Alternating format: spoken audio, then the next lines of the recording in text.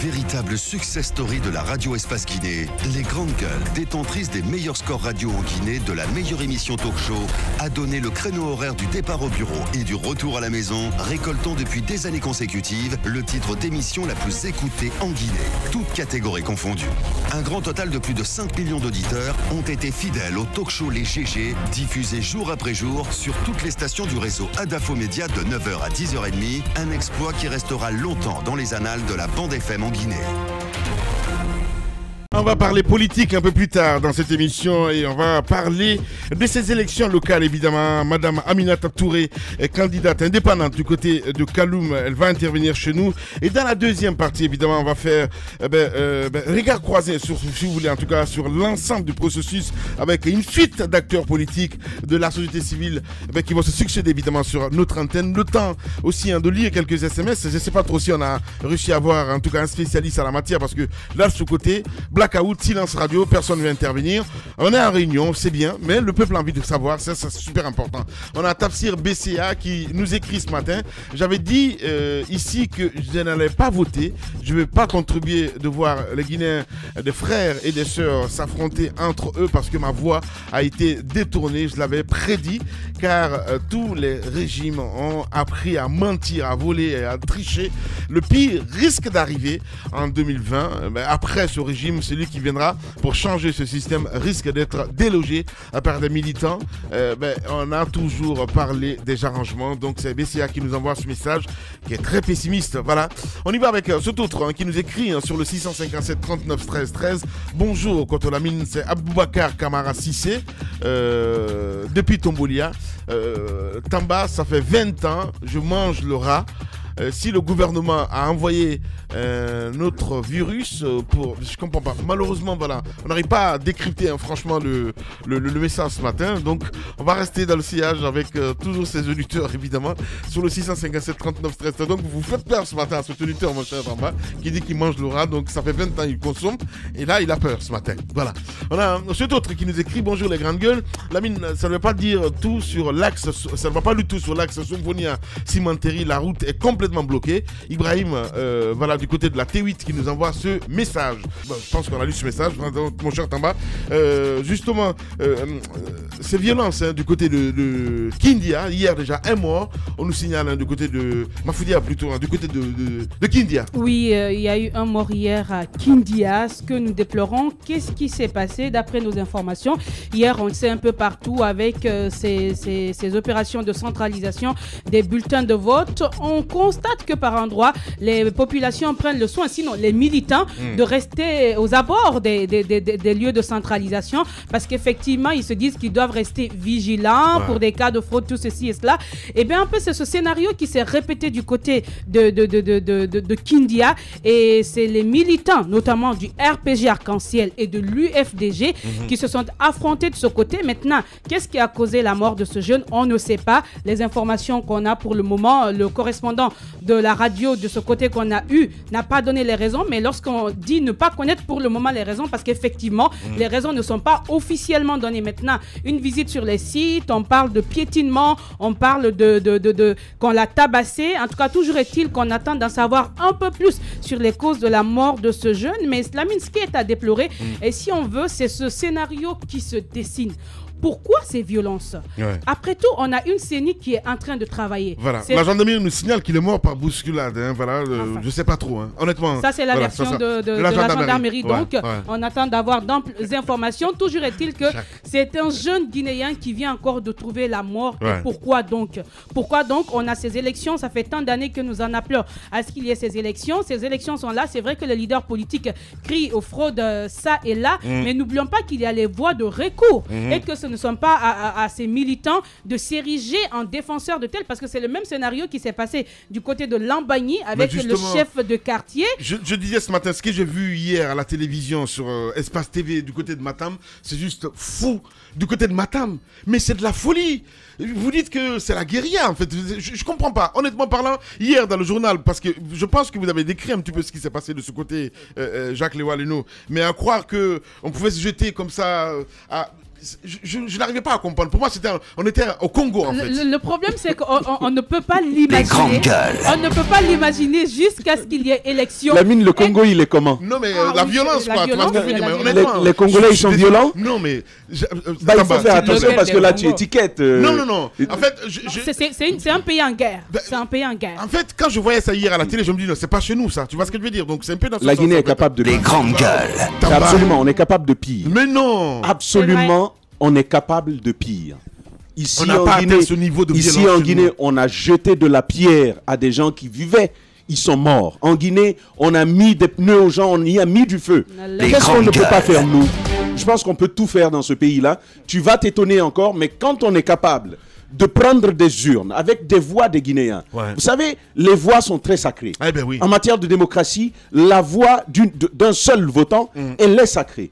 Mais on est capable de prendre toute une urne, de la faire disparaître et d'apporter son urne à soi avec les choix qui nous sont propres. Et c'est ceux-là qui vont être comptabilisés au compte de toute la population. Si on s'est permis un tel crime démocratique, parce que c'est comme ça que je l'appelle.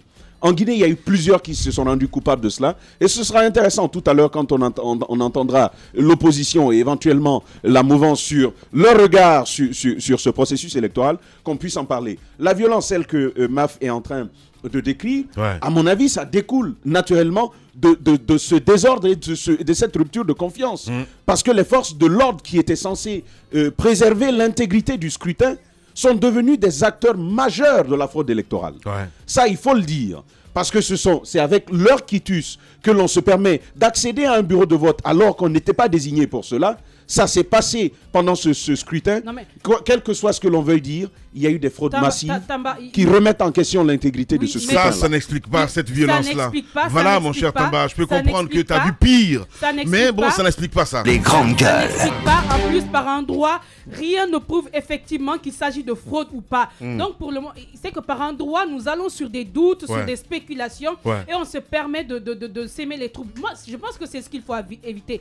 Par exemple, ce qui se passe actuellement du côté de Bambeto, de Lambagny. On a nos amis qui ne sont pas venus dans ce studio aujourd'hui parce qu'ils sont bloqués dans les embouteillages. Combien de Guinéens n'ont pas pu rejoindre leur service aujourd'hui parce qu'ils sont bloqués dans les embouteillages? Et seulement parce que des jeunes sont sortis, ont commencé à barricader les routes. Et pourquoi?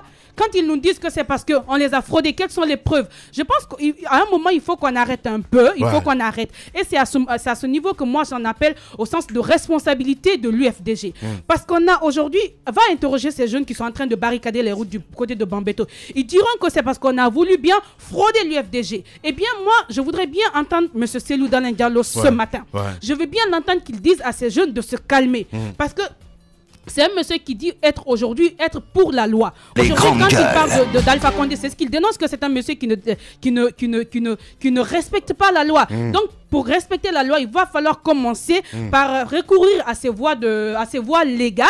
Donc, dire à ces militants, écoutez, si c'est pour moi que vous faites de telles choses, ben arrêtez. Laissez les gens aller travailler. Ils ont plusieurs jours après les résultats définitifs proclamés de porter leur grief devant les juridictions compétentes. Eh bien, je pense qu'à un moment, il faut qu'on respecte un peu la loi, qu'on arrête ce qui est en train de se faire du côté de Bambeto, Koza, Lambagny. Et c'est, si on veut, l'IFDG, cette opposition qui doit aider le pouvoir, parce que ici, à ce niveau, ils ont tous des rôles à jouer, ils ont une responsabilité. Ces jeunes, quand il y aura des morts, l'opposition dira ce sont nos militants, et puis le pouvoir dira ce n'est pas nous, mais ce sera un Guinéen qui trouvera la mort. Et pourquoi? Alors qu'on peut encore écouter cette CENI. Moi, je lisais le président de la CENI qui a parlé. C'est vrai qu'il y a un peu de doute avec ce dont on est habitué, ça fait des années en Guinée, mais il veut rassurer les Guinéens. Il dit qu'il n'y a aucune élection 100%, si on veut, clair, sans fraude. Mais après, à un moment, eux, ils sont en train de travailler pour qu'à la fin, les Guinéens puissent être rassurés.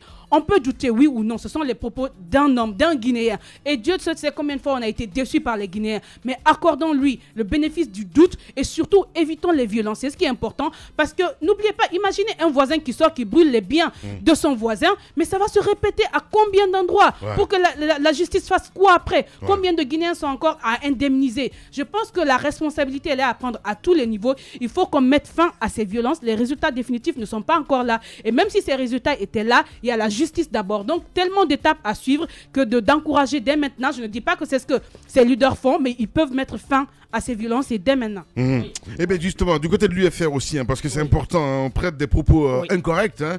Mon cher Jacques, allez-y. Moi, ce que je voulais ajouter, parce qu'il y a un élément qu'on ne doit pas oublier, même s'il faut dire qu'il faut éviter les violences. Personne ne peut soutenir qu'il y ait des violences partout en Guinée après les élections. Mais il y a quand même, et là il faut insister dessus, des agents qui ont été recrutés, qui sont entretenus par l'État guinéen pour assurer la sécurité au niveau des centres de centralisation. Parce que cette pagaille a commencé le soir des élections, quand on a commencé le dépouillement. Pourquoi décider, par exemple, dans les centres électoraux, de faire sortir des délégués des partis politiques? Ça crée un climat de suspicion. Je suis d'accord. Et c'est ce qui a commencé. Je suis d'accord. Et c'est pas seulement mais aussi à Boké. Au centre Frédérico Mayor, à Kaloum, à Matam, c'est la même chose qui s'est passée, à Matoto, ici. Et quand ça se fait comme ça, et puis les agents de sécurité restent silencieux, vous faites bien de dire, Maf, parce que ce qui vous fait peur, qu'il y ait des violences. Mais pour les partis politiques, c'est que cette étape passée, c'est les résultats. Rien. Il n'y a même plus recours à la Cour constitutionnelle. Tout est réglé au niveau des tribunaux de première instance. C'est pourquoi on a envoyé des magistrats. Donc si vous perdez, vous perdez. C'est pourquoi ils font un peu le forcing pour qu'il n'y ait pas, si vous le voulez, que la fraude là continue. C'est ce qui est en train de se passer. Maintenant, on peut exiger quand même du côté de la CENI, mais également du côté du commandant de l'UCEL pour que les délégués qui sont autorisés à être dans les centres de centralisation des votes soient là, que tous les partis politiques soient représentés. Comme ça, si les partis politiques sont représentés, on peut demander tout simplement à ceux qui sont au dehors de rentrer chez eux, ils peuvent être rassurés. Surtout que tout le monde se regarde en chien de faïence en Guinée. On entendra d'ailleurs tout à l'heure Aminata Touré, c'est le même cas qu'elle a vécu. Justement, on va essayer de tenter de joindre le président de l'UFR, M. Sidia Touré, qui nous en a appelé, parce que c'est important, Tamba. Ce sera important, ce sera important de l'entendre là-dessus s'il souhaite intervenir. Parce que ce que nous avons appris, c'est que M. Sidia Touré aurait demandé, au regard de toute la fraude, l'annulation du scrutin. Probablement, c'est à ce propos qu'il souhaite réagir. Mais moi, qu'il souhaite, qu'on va demander de réagir. Parce que ce matin, moi j'ai écouté le président de la CENI ce matin qui s'exprimait sur les antennes de RFI, où il pointe du doigt une loi précise du code électoral. Le vote par procuration. Pour lui, et il l'a dit, ce sont ses termes, M. Kébé pense qu'il s'agit d'une mauvaise loi, d'une mauvaise disposition. C'est ce qu'il a dit. Alors, mais vous imaginez, c'est quand même le président de l'institution électorale. Et ce qu'il dit aux Guinéens et au monde entier, parce que c'est sur RFI qu'il l'a dit, il a dit que c'est une disposition qui ouvre la brèche à la fraude électorale. Comme pour dire que la CENI ne peut pas garantir l'intégrité des votes si une telle disposition existe dans le code électoral. Vous imaginez bien, on est allé avec une telle imperfection, en toute connaissance du risque que cela pose par rapport à garantir l'intégrité du vote, et les partis politiques d'opposition, et les partis alliés au sein de la mouvance, et la CENI qui est l'institution électorale. Tout le monde est allé avec cette loi, naturellement avec les députés aussi. Vous imaginez le gros tollé que ça avait créé, ce nouveau code électoral. On est allé avec lui, avec toutes ses imperfections. Et c'est au bout du scrutin que le président de la CENI vous dit, c'est une mauvaise loi. Et quand il y a ça, on ne peut pas empêcher la fraude. C'est grave. Voilà. Non, mais c'est très grave. Allez, ce qu'on va faire, allez, vas-y. Justement, parce que moi, je l'avais dit ici quand on a déposé les listes, les gens se sont dit pourquoi le RPG n'a pas déposé une liste avec des photos des candidats. C'est parce que les partis politiques, et celle-là, je plains un peu cette opposition-là, elle ne lit pas très bien les textes de loi. Elle veut très bien la démocratie, elle veut accéder au pouvoir, elle veut gérer les collectivités, mais elle ne lit pas. Parce que si elle lisait profondément, si elle cherchait, je ne crois pas s'il y a des partis politiques qui ont des conseillers juridiques compétents qui peuvent les aider quand même à comprendre les textes. C'est le problème qu'ils ont. C'est pourquoi dès qu'ils se retrouvent au niveau de l'Assemblée, c'est la loi qui est en face pour discuter. C'est ce qui les intéresse. Par exemple, pour ce code électoral, il y a une seule disposition qui les intéressait, c'est celle qui les permettrait de nommer les chefs des quartiers. Maintenant, les imperfections que le code a A. Jusqu'aujourd'hui, ça ne leur disait rien. Et ils sont sortis là. Aujourd'hui, ils n'ont que leurs yeux pour pleurer, ils n'ont qu'à accepter qu'on lance cette expression-là. Parce que le vote par procuration, bien évidemment, je crois quand j'ai écouté Sidia Touré, c'est ce qu'il dénonçait de trop, parce qu'il y a beaucoup de militaires qui ont voté pour tous les militaires qui sont du côté de Kidal. Les grandes gueules. À la fin, ça fait rire. Ben oui, ça fait rire parce que non mais c'est important d'écrire un petit peu la tête des auditeurs parce qu'avec tout ce qui se passe, c'est brouhaha. Finalement, on se dit, on ne sait pas où on va à la fin du compte. C'est ça le problème. Chacun il va de son côté. Moi, je suis déçu. Je suis quand même. J'avais pas mal d'attentes et j'espérais que ce scrutin permettrait, si vous voulez, de nettoyer la maison. Mais je ne crois pas que ce pari ait pu être gagné. Ben voilà, Tamba, il est désespérant. Qu'est-ce que vous voulez dire? Mais c'est comme ça, il n'y a pas de problème. On n'a pas le choix. Qu'est-ce qu'on peut dire de plus? Parce que toi ici, tu avais l'espoir hier. Tu m'as dit que quand tu as voté, tu as appelé. Oui, je l'ai appelé en espérant que... Les grandes gueules. Mais c'est avant que l'on vide tous ces représentants des opérations de centralisation ici. C'est-à-dire le terminus des opérations de vote, quoi. Et c'est perdu. C'est parti à l'eau. Ça se comprend. Et c'est vraiment l'imaginaire du Guinéen en 2018. Véritable success story de la radio Espace Guinée, les grandes gueules, détentrices des meilleurs scores radio en Guinée de la meilleure émission talk show, a donné le créneau horaire du départ au bureau et du retour à la maison, récoltant depuis des années consécutives le titre d'émission la plus écoutée en Guinée, toutes catégories confondues. Un grand total de plus de 5 millions d'auditeurs ont été fidèles au talk show Les GG, diffusé jour après jour sur toutes les stations du réseau Adafo Média de 9h à 10h30, un exploit qui restera longtemps dans les annales de la bande FM en Guinée. Mais aussi sur Espace TV. Sans plus tarder, nous partons sur le terrain. Docteur Sakova qui est en direct ce matin chez les GG. Bonjour docteur. Bonjour monsieur. Bienvenue sur Espace. Voilà un communiqué du ministère de la Santé et de l'Hygiène publique de Côte d'Ivoire dit la fièvre de Lassa présente en Guinée. En nous rapprochant un peu plus de la réalité, nous avons appris qu'un premier cas aurait été dépisté à Beila, si vous voulez, pardon, à Yomu, mais à Diéké. Dites-nous, qu'en est-il, docteur? Avez-vous connaissance d'un tel cas en République de Guinée? Bon, on a connaissance qu'il y a eu une Guinéenne qui a quitté Yomu, la préfecture de Yomu, pour la préfecture voisine Ganta du Libéria le 9 et qui est décédée le 12 janvier. Ces tests ont révélé la présence de fièvre Lassa. C'est à la suite de ça que nous avons été informés quelques jours plus tard par le ministère de la Santé libérien à travers l'OMS. Donc une équipe d'investigation mixte composée des agents de l'Agence nationale de sécurité sanitaire, du laboratoire de fièvre hémorragique et de l'OMS se sont rendus sur les lieux. Ils ont recensé les contacts. Ils n'ont pas eu de cas suspects sur le terrain. Donc il y a eu 27 contacts qui ont été recensés et qui ont été évidemment prélevés par nos techniciens de laboratoire et dont les résultats se sont révélés tous négatifs. Oui. Et ces contacts-là ont fait l'objet de suivi, comme on en a l'habitude de faire, et qui sont sortis des 21 jours de suivi le 31 janvier dernier. Donc, une fois que les contacts sortent, nous, on a baissé le niveau de vigilance en renforçant notre surveillance. Parce qu'à partir de ce moment, ces contacts-là ne pouvaient plus développer la maladie et on n'a pas eu d'autres notifications en cours. Bien. Mais nous les avons publiés à travers nos bulletins hebdomadaires.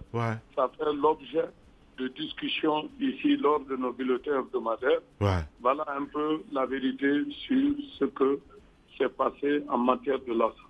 C'est bizarre. Cela est plutôt une bonne nouvelle que de savoir qu'il n'y ait pas de relais à cette maladie. Mais docteur... quand il dit qu'ils ont communiqué sur leur bulletin, nous on n'a pas d'infos, docteur. C'est assez grave à nous sortir aujourd'hui qu'il y a eu déjà un décès. Et c'est là ce défaut de communication que j'aimerais pointer maintenant, docteur. L'OMS dit que l'épidémie est présente en Guinée depuis octobre 2011. Mais depuis là, une maladie endémique existe donc en République de Guinée. Dites-nous, pourquoi est-ce qu'on n'entend rien à ce sujet? Est-ce que ça ne représente pas un risque, une menace sur la santé publique, effectivement?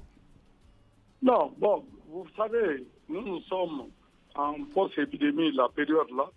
Donc, tous les risques, on les communique à travers notre bulletin. Donc, quand vous dites qu'il y a un problème de communication, c'est tout à fait réel. Parce que nous, on publie des bulletins hebdomadaires qui font cas de la situation épidémiologique dans le pays, dans les pays voisins, au niveau de l'Afrique et même le monde. Donc, ce qu'on peut faire, on va renforcer nos liens avec votre station pour qu'on puisse vous envoyer les bulletins tous les jeudis. Bien. Ça serait super intéressant, docteur Sakouba, parce qu'aujourd'hui, il y a un peu d'inquiétude. Est-ce que vous pouvez nous rassurer qu'il y a zéro risque à cet instant où on vous parle? Non, dans la vie, il n'y a jamais eu de zéro risque. Surtout qu'il y a beaucoup de rats. Selon les enquêtes épidémiologiques antérieures, que tout le sud de la Guinée est à haut risque de survenue de la fièvre Lassa. Lassa, allez-y. C'est les rats qui donnent la fièvre Lassa. Et on a des rats dans la zone. Donc, on est obligé d'être vigilant et de demander aux citoyens qu'on a déjà fait d'utiliser des raticides et de nettoyer l'alentour de leur concession pour minimiser le contact des populations avec les rats et de ne pas consommer les rats en pareille situation. Donc nos équipes ont déjà sensibilisé dans tous les villages et s'il y en a parmi vous qui ont des goûts aux rats, ils doivent se méfier des rats dans ces temps-ci parce qu'on est dans la période de haute surveillance avec la fièvre Lassa qui règne même dans certains pays de la sous-région de la CEDEAO, notamment au Bénin, etc. Alors, M. Sakouba, quand vous parlez comme ça, moi, je ne suis pas rassurée parce que quand on se rappelle du cas des chimpanzés, c'était les mêmes explications. Méfiez-vous pour le moment. Mais après, c'est pour dire comme la réaction de cet auditeur, moi, je mange le rat depuis toujours. Pourquoi je vais arrêter maintenant? Dites-nous la vérité. Après, en même temps, non, mais sérieux. Tu consommes? Moi, non. Ah, pardon, ok. Moi, non, mais ce que je veux dire, c'est que quand c'est dit comme ça, les gens ont du mal. Qu'est-ce qui est fait maintenant, justement, pour aller vers cette population, pour réellement les convaincre de la nécessité d'arrêter de consommer? En même temps, qu'est-ce que vous pouvez nous dire sur les conditions dans lesquelles ce premier cas a eu la maladie? Bon, ça va être difficile pour moi de t'expliquer par ta dernière question les conditions, parce que c'est une femme qui a des parents dans la préfecture de Ganta et qui est partie, qui est tout juste à notre frontière. Et cette maladie peut être confondue par nos agents par un simple palu, car le début est très insidieux. Elle a visité dans certains centres de santé, notamment de Djeké. Et donc, c'est pour cela quand nos équipes sont parties, tous ceux qui souffraient de palu, on les a prélevés aussi, pour ne pas faire de confusion avec cette maladie. Donc, c'est ainsi qu'après ces soins, elle a rejoint sa famille qui est à Ganta et c'est pendant sa maladie que les gens ont trouvé comme ça s'aggravait et vers la fin, elle a commencé à saigner. Et c'est justement, ils cherchaient beaucoup plus Ebola que Lassa et ils n'ont pas trouvé de traces d'Ebola. Et c'est ainsi que le laboratoire a révélé Lassa. Donc c'est comme ça c'est l'investigation qui l'a révélé parce que c'est après qu'elle est morte qu'on est parti recueillir toutes ces informations. Donc, nous déjà, l'équipe a sillonné tous les villages et par tous les contacts, tous ces parents qui l'ont contacté, on les a enregistrés, on a mis en place un mécanisme de leur suivi. Et comme bonne nouvelle pour vous aussi, pour que vous sachiez, on vient d'installer des équipes d'intervention rapide dans toutes les préfectures du pays. Ça s'est terminé la semaine passée. Donc, on a déjà une équipe en place en permanence et qui fait le suivi. Et on a déjà prépositionné nos équipes pour que dès qu'il y a des suspects, on puisse les transférer à notre centre de traitement épidémiologique de Yomou et le prélèvement à Zérékoré ou à un laboratoire qui peut les mettre en évidence. Donc, toutes ces dispositions sont déjà prises. Donc, par rapport à la première partie de ta question, c'est comme si on te disait que la viande de bœuf est contaminée par du charbon. Toi, tu aimes le bœuf et tu fais exprès de manger. Ce n'est pas tout le temps que c'est contaminé, mais cette période où on a le Lassa dans certains pays de la CEDEAO et qu'antérieurement, selon les enquêtes épidémiologiques, le Sud est révélé que ça peut provoquer des problèmes de cas de fièvre Lassa. Je crois que pendant cette période, il faut utiliser beaucoup plus les poulets importés que les rats que tu as l'habitude de consommer. Bien. Donc, c'est un problème de choix dans la vie pour se protéger et protéger les autres. Bien. Parce que quand toi tu as, tu peux contaminer une autre personne. Merci beaucoup, Dr Sakouba. Il faut le rappeler en direct dans cette émission. Plus d'infos, donc ça serait dans nos éditions d'information, forcément, à la radio ou à la télévision. On va revenir dans un instant. Aminata Touré nous attend du côté de Kaloum. On va faire le tour aussi, pourquoi pas joindre quelques leaders politiques qui vont s'exprimer, évidemment, en ce qui concerne ces élections locales. Le temps d'une pause de 10 minutes et on revient.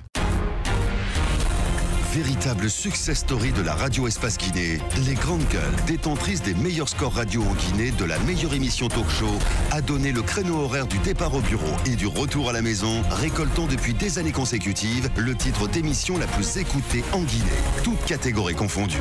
Un grand total de plus de 5 millions d'auditeurs ont été fidèles au talk show Les GG, diffusé jour après jour sur toutes les stations du réseau Adafo Média de 9h à 10h30, un exploit qui restera longtemps dans les annales de la bande FM en Guinée.